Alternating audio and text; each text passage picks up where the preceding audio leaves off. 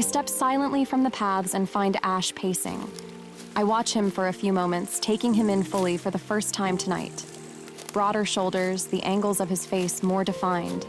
Gone is any trace of the boyishness he still possessed at age 16. Looking at him now, I can't imagine that only 2 and a bit years have passed. He seems older than that. He turns and sees me. You came back. Of course I came back. I said I would, didn't I? Despite what you think, I've never lied to you before. His brows jerk upward in disbelief. Fine. I've never lied about anything important. It seems we disagree on the definition of... So an enchanted door you know nothing about has holes in it, and you decided to put your eye against one of those holes and peer through? How stupid are you? What if... I didn't shove my eyeball right up against the door. What if some creature from the other side stabbed you in I observed from a short distance. Or shot some deadly venom into your eye? There's little that's deadly to a faerie, so I think There's plenty that's deadly to a faerie. The holes aren't tiny, okay? I could see enough from a distance to know that a shadow passed across the other side. I bite down hard on my lip and suck in a steadying breath before this becomes the most pointless argument of all time. Squeezing my eyes shut, I press my fingertips against my temples and rub. There shouldn't be any holes in the door. It shouldn't be possible. My dad locked it. That's the only reason my parents went back there that night. To lock the stupid door. I drop my hands to my sides and look at Ash. And I don't mean a simple locking spell or an everyday key with no magic on it. I mean the kind of key that holds great power. The kind of key that keeps something locked and prevents things from getting through. I'm pretty sure that includes random holes. I don't know what else to tell you, Silver. The door is locked and there are holes in it. And I know it's locked because I heard Bergenfell say as much. Although, she did say something about it not being locked properly. What does that mean? I don't know. Surely it's either locked or unlocked, right? Silver, I don't know. Look, can we... He holds both hands up. Can we start again? Please? You're alive. I just want to have a conversation with you that doesn't involve me having to defend myself after every sentence. I think my anger is pretty damn justified after what you and the rest of the guild did to... I know. I'm sorry. Please just... He trails off as he moves closer. Part of me wants to take a gigantic step back and put as much distance between us as possible. But another tiny part, the part of me I've never been able to banish entirely, wants to collapse into his arms and cry and cry and cry until there's nothing left inside me.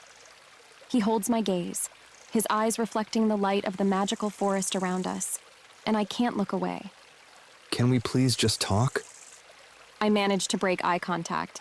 Fine, we can talk, but I'm not going back to Storm's Drift. I hadn't planned to return to the Fae realm at all until you brought us here.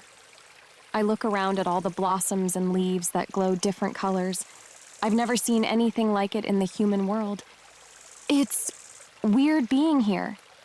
It's amazing, heartbreaking, the kind of ache you feel for a place you no longer belong in. Returning home to Storm's Drift would be even worse. Wait, you haven't been back into this world at all? Not since that night? I was here at first. The words are out before I can think to stop them. I clamp my mouth shut and try to force my mind away from the past. Red light streaming through stained glass windows, red blood on the... Stop. I force myself to see my surroundings instead of the nightmare inside my head. Pretty flowers, pretty trees, pretty glow bugs. I clear my throat. It's been a little over a year since I was last in this world. 1 year and 3 months to be precise, but Ash doesn't need to know how closely I keep score of the amount of freedom I've accumulated. You haven't been back here in over a year, so you don't know anything about what's been happening in Storm's Drift? I stand a little straighter, lifting my chin slightly. Did you expect me to hide out nearby and keep tabs on all the people who tried to kill me? No, Ash, I don't know what's been happening in Storm's Drift. I got as far away as I could, started a new life, and didn't look back. Why? Icy fear shoots through me. Have the counselors done the same thing to other people? Is your family... They're fine. At least they were when I left. And no, the council hasn't falsely accused anyone else of murder and then hunted them down. But there's something else. Something that changed a little while after you were gone. A few weeks later, perhaps. I don't remember when exactly. A kind of darkness. Not something visible, It's more something you can feel. A strange magic in the air. And this thick fog that settles over everything, taking days to disperse each time it comes. I know we get a lot of storms, obviously. It's called storms drift. But when they clear up, things are generally bright and sunny. Not this eerie, shifting mist we live with so often now. It didn't happen much at first, but now it's almost constant. I guess that is weird. And then there are the creatures. Odd fey beasts we never encountered during our training. Creatures we can't find any record of. And they seem to be more deadly. He says this last bit grudgingly, probably thinking of the argument we just had. Yes, Ash, I want to remind him. There is plenty that's deadly to a faerie. We've lost some guardians, more than we should have, and a few civilians. The guild even implemented a curfew several months ago. No one's allowed out between sunset and sunrise. Well, guardians are, of course, but no one else. I breathe out a quiet curse. I'm sorry. In my head, Storm's Drift has remained exactly the same all these years. How naive of me to think it wouldn't change. Yeah, not fun. And to add to all the strangeness, sometimes the faerie paths just don't work. What? Of all the things he's said so far, this is the most alarming. How is that possible? I don't know. Obviously, magic exists that can block doorways to the paths. That's what they do inside the guilds and at the Sealy Court and, I don't know, plenty of other places, I'm sure. But this seems different. It comes and goes without warning. You can be in the middle of writing a doorway spell, watch it begin to open up in front of you, and then it kind of flickers before disappearing. That's, unsettling. We wondered if it was widespread, like back in the day when Lord Draven was trying to take over, but it seems localized to Storm's Drift and the surrounding area, which in the beginning we thought was odd. Nothing much used to go wrong there. Almost all of our assignments were outside of Storm's Drift, remember? We always thought it was strange that Strange that there was even a guild in Storm's Drift to begin with. Yes, but lately, there's been plenty to keep us busy there. Something's definitely changed. And you think it's the fairy door? I do. We've been trying to figure out the source of all this strangeness for months, and no one's had any success. Well, the council said they had no leads, but now I know they were lying. Ash lets out a disgusted huff of breath as he shakes his head. 2 nights ago, I was following this creepy whispering sound and I ended up in the Shadow Crypt. I've searched for the door before, of course, but I could never see that archway and the extra room you told me about. They just didn't exist. But this time, everything looked different, as if a glamour or some other magic had been lifted. The door was there, and I saw something climb through one of the holes.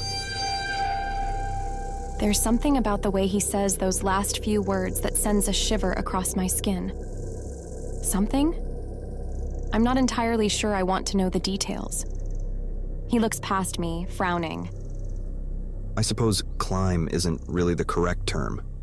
It was like a black mist, like shadow come to life.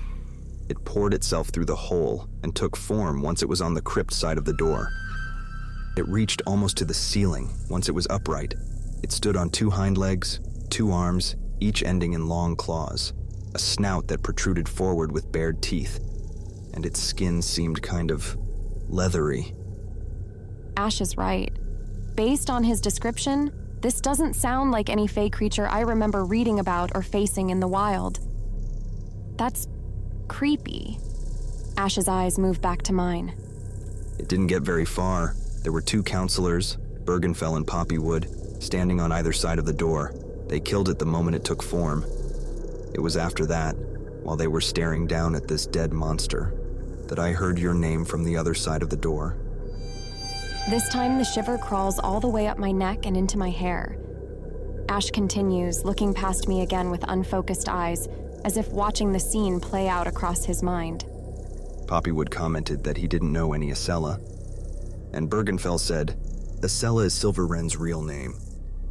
I clearly remember her saying is and thinking it must have been a slip of the tongue, but then Poppywood asked about a guardian named Markham, and I don't know, something about a dead end. And then Bergenfell said,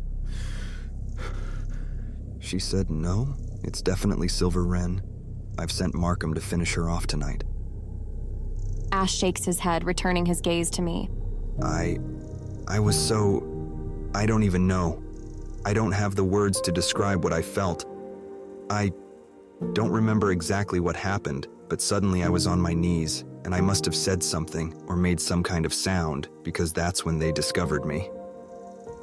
I draw in a slow breath, watching him carefully.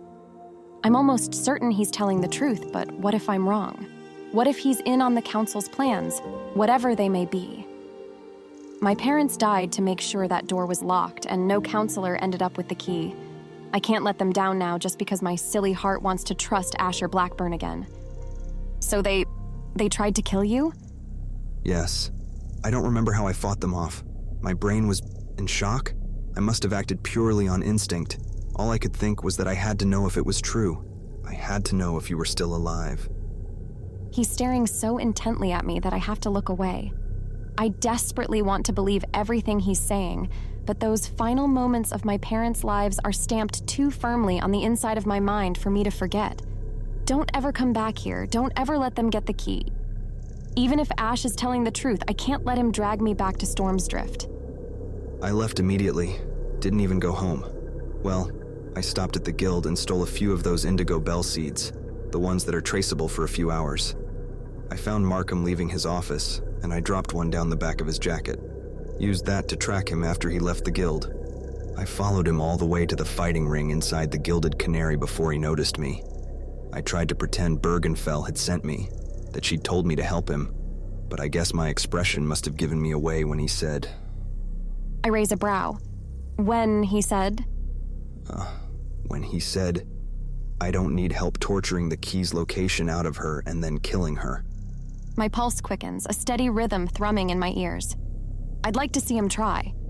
He won't be getting the chance anytime soon. I stunned him, tied him up, and dumped him outside a particularly unfriendly elven community in Fallowhaven. They like to act first and ask questions later. They'll lock him up and take their time contacting a guild. Too bad. Here I was looking forward to another fight. And then I found you, the following night, just outside that fighting ring, and it was like seeing a ghost. His gaze, soft in the light of the pink trumpet blossoms, travels my face. My skin grows hot, and the world grows quiet. The forest fades away. It is just the two of us, and the chasm of secrets that now exist between us. This reminder slips through my mental haze and jolts me awake. I blink and look away. The world is loud again. Chirrups and warbles and water tripping over pebbles. What did the council tell you? About how I died, I mean. Magical accident? Did I fight back and Bergenfell and the others were forced to end my life? Ash is quiet a moment, still watching me. A flutter of wings stirs low in my belly. I imagine beating them down with one of Teddy's fancy embossed rolling pins. Shadowfire, in the guild greenhouse. They said you must have started it when you ran through there trying to get away from them. Of course, I did start the fire in the greenhouse. I had the leftover potion my mother gave me after she set fire to our house, but I escaped through the path straight after the fire began. I see. Well, Bergenfell changed that last bit. She said she and some of the others tried to get you out, but you were trapped because you'd lost your stylus somewhere along the way, so you couldn't open a doorway to escape. And because it was Shadowfire, there was nothing they could do to extinguish it. So you died in the fire. That's what we were all told. I didn't want to believe it, but afterwards, well, there was a body. My frown deepens. Wow. I wonder who that was. Who had to die just so Bergenfell and the rest of our wicked council could keep their lies buried? Perhaps it wasn't even real. Bones and teeth can probably be conjured. My gaze jerks up, landing on his. Bones and teeth. Another shiver crawls up my spine as I imagine that moment, walking among burned ruins and seeing the charred remains of a body. And no one ever mentioned anything about a fairy door or strange creatures. All we ever heard was that your parents had killed those two counselors. If someone ever took a closer look to confirm Bergenfell's story, or if someone questioned her under the influence of Truth Potion, Someone else on the council must have been ready to cover it up. It sounded to me as though they're all in on this. In on what exactly? He shakes his head. I'm not sure. They know there are creatures on the other side, monstrous fae we've never had to fight before, and it sounded like the counselors are supposed to be guarding this door, like they've been guarding it for a very long time. But now the only thing Bergenfell wants is to get through to the other side. Okay. I stare at the ground, wondering what Bergenfell could possibly hope to gain by opening a door to a land of horrifying fae. Look, all I know is that Storm's Drift has become a dangerous place. There's a door, and there are monsters getting through it, and the counselors are supposed to be preventing this from happening, but instead, they want to open the darn thing. How many monsters are going to wander through into our home if that happens? How many more people will die? It's crazy. It goes against everything Guardians are trained to do. Well, I'm glad you're finally seeing Bergenfell and the rest of her corrupt little posse for who they really are. I fold my arms. Since framing my parents for murder and then killing them clearly wasn't enough for you to stop trusting them.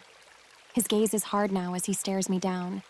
You think that if you only knew all the... He slices the end of his words off with a hard press of his lips and a frustrated exhale. He swings away from me, swatting several trailing leafy tendrils out of the way. His hands are on his hips as he inhales deeply. He faces me again. I don't have time to get into that right now. What the counselors are doing is wrong, and that means we need to stop them. I'm shaking my head before he's even finished speaking. There's no we here, Ash. I don't know why you came to me for help instead of— I came to you because I just discovered that my deceased best friend was possibly not deceased, and my brain couldn't focus on a single thought aside from confirming this was true. I didn't care about the door, or the monster that crept through it, or the counselors who want to kill me, or the key they're hoping to find. Just you. He pauses, and I'm not sure if he expects me to respond, but I can't. The emotion lodged in my throat makes it hard enough to swallow, let alone speak. But now that I know it to be true, there's just enough space in my head to start worrying about Storm's Drift again. Well, the key isn't going to help. And besides, it's gone. I lie. My parents didn't want anyone else to be able to find— Of course the key isn't going to help. The door's already locked, and somehow monsters are finding their way through it regardless. What I want to know instead is, how do I get rid of the door entirely? I blink. You want to destroy it? Yes, that's exactly what I want to do.